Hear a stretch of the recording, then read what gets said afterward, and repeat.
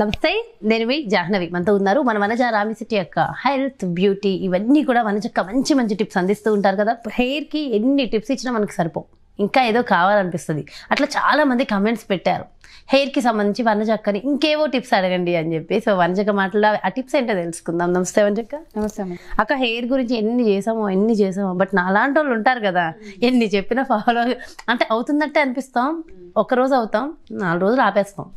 So నాలాంటి వాళ్ళందరి కోసం చూడండి ఎంత ధైర్యంగా ఒప్పేసుకుంటున్నాను. సో చాలా మంది పెడుతున్నారు అక్క కమెంట్స్, వనజక్క హెయిర్ కోసం ఇంకేవో టిప్స్ కావాలి మాకు, ఈజీగా సింపుల్ గా. ఇవన్నీ ఈజీ టిప్స్, సింపుల్ అంటే టిప్స్. సాఫ్ట్ అండ్ సిల్కీగా అందంగా ఉండాలి, మేము ఎక్కువ పని చేయకూడదు. అవును, అంటే సాఫ్ట్ అండ్ సిల్కీ ఏంటంటే ఫస్ట్ ప్రతి ఒక్కరికి ఒకలాంటి జుట్టు ఉంటుంది. పుట్టినప్పుడే ఒక జుట్టు తత్వం ఒకలా ఉంటుంది. కొంతమందికి సాఫ్ట్ ఉంగరాల జుట్టు, కర్లీ హెయిర్, నల్లగా ఉంటుంది, రెడ్గా ఉంటుంది, బ్రౌన్గా ఉంటుంది. అవి బాడీ యాక్సెప్టెన్స్ అవసరం. మన ఒళ్ళు కూడా పుట్టినప్పుడు ఒక కలర్లో పుడతాం, దాన్ని తీసుకెళ్ళి మనం తెల్లగా అవ్వాలి అనేసి ఏదో చేయడము, భగవంతుడు మనకి ఇచ్చిన దానితోటి హ్యాపీగా ఉండాలి. బట్ దాన్నే హెల్తీగా ఉంచుకోవడానికి ట్రై చేయాలి. నల్లగా ఉన్న ఒళ్ళు అంటే స్కిన్, మనం డార్క్ కాంప్లెక్షన్ ఉంటుంది, కొంతమందికి చామన్ ఛాయ, కొంతమందికి డార్క్ కాంప్లెక్షన్. ఇట్స్ ఓకే, కొంచెం అలా ఉన్న చామన్ ఛాయగా కొంచెం డార్క్గా ఉన్న ఆ స్కిన్ చూడగానే హెల్తీగా ఉందా లేదా అన్నది ఒకటి. సేమ్ థింగ్ హెయిర్ కూడా, జుట్టు ఎట్లా ఉన్నా దాన్ని కొంచెం జాగ్రత్తగా చూసుకోవడము, ఎక్కువగా దాన్ని మెస్అప్ చేయకుండా, ఎక్కువగా కెమికల్స్ అవి వాడకుండా, ఇవన్నీ చూసుకోవడం ఒకటి.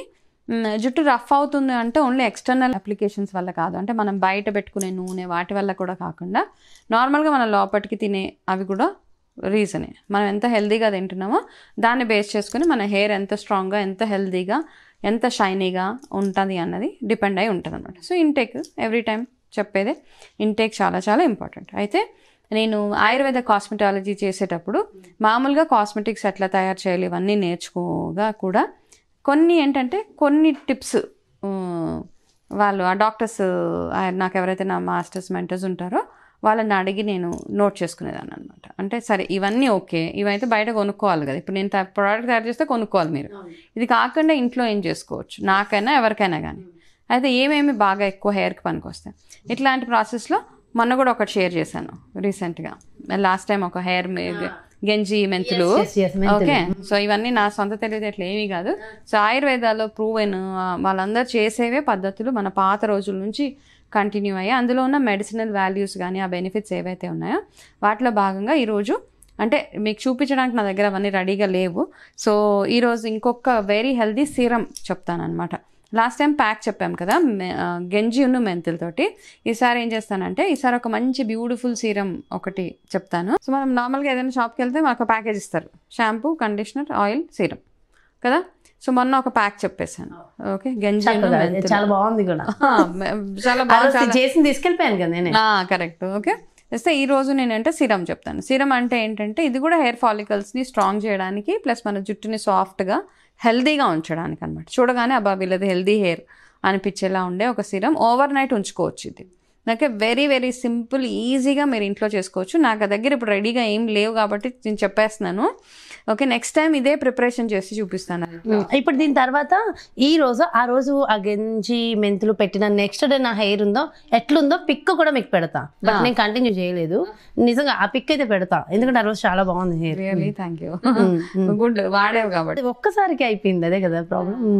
ఎప్పటికప్పుడు చేసుకోవాలి కదా. ఇవన్నీ ఏంటంటే చూడు, కెమికల్స్ అంటే అందులో ప్రిజర్వేటివ్స్ వేస్తారు, ఒకసారి తయారు చేసిన 2-3 సంవత్సరాలు. ఇప్పుడు ఏంటంటే ఇంట్లో న్యాచురల్గా తయారు చేసుకుని ఇమీడియట్గా తయారు చేసుకోవడం, పెట్టుకోవాలి. So okay, coming back to serum. Serum ఎట్లా తయారు చేసుకోవాలంటే చక్కగా ఒక 2 glasses ఆఫ్ వాటర్ తీసుకోండి. ఆ 2 glasses నీళ్ళలో ఒక ఫుల్ స్పూన్, టీ స్పూన్ అవిసె గింజలు, ఫ్లాక్ సీడ్స్ అంటాం కదా అది, ఇంకొక స్పూన్ మెంతులు వేసేయండి. అందులో మీరు వేయాల్సింది కొంచెము మన గులాబీ రేకులు ఉంటాయి కదా, రెడ్ రోజ్, అవి వేసేయండి.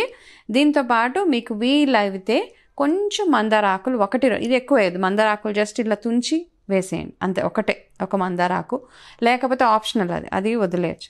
దాన్ని ఏం చేస్తారంటే బాగా మరగబెట్టేయాలి. 2 glasses ఆఫ్ నీళ్ళలో 1 స్పూన్ అవిసె గింజలు, 1 స్పూన్ మెంతులు, 1 గుప్పెడు గులాబీ రేకులు, వీలైతే 1 మందారం ఆకు జస్ట్ వేసి అది బాగా మరిగిచ్చేసేయండి దగ్గరికి. ఓకే, ఎట్లా అంటే అట్లీస్ట్ ఒక ½ an hour అలా మరిగితే అది దగ్గరికి అయిపోతుంది. ఆ 2 glasses నీళ్ళు మీకు అట్లీస్ట్ ఒక 1 glass కంటే తక్కువ వచ్చే వరకు మరిగించండి. అది మరిగిన తర్వాత ఏంటంటే అది ఒక జెల్ లాగా కన్సిస్టెన్సీ వస్తుంది. జెల్ అయిపోయినప్పుడు ఇలా మీరు స్పూన్తో తీస్తుంటే ఒక గెంజిలాగా ఒక ముద్దలాగా అనిపిస్తూ ఉంటుంది.